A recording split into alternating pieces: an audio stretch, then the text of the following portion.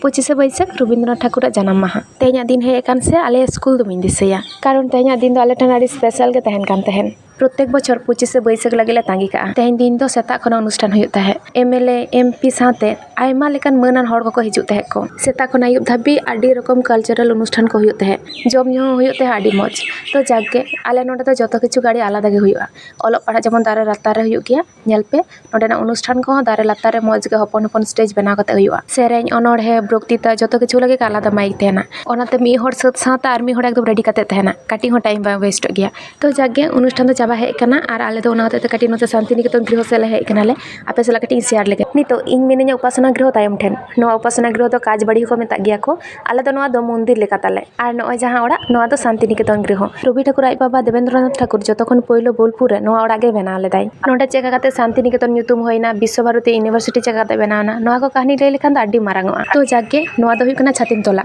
रायपुर चला अक्तो रवि ठाकुर आर आई बाबा नोआ छातिम तोला रे किन दुड़ुब जिराव लेना किन नोआ को कथा दो नोडेना गे मेटन बोई मेना ओना बोई पढ़ाव कते गी बाडाय नाम कदिन तेहना अनुष्ठान तो चाबायना ओनाते जतो ओड़ा को रुवाड़ कना को जिरी रि हो आदो आको हॉस्टल ले चला आर इन हुन चला आले हॉस्टल चलो तो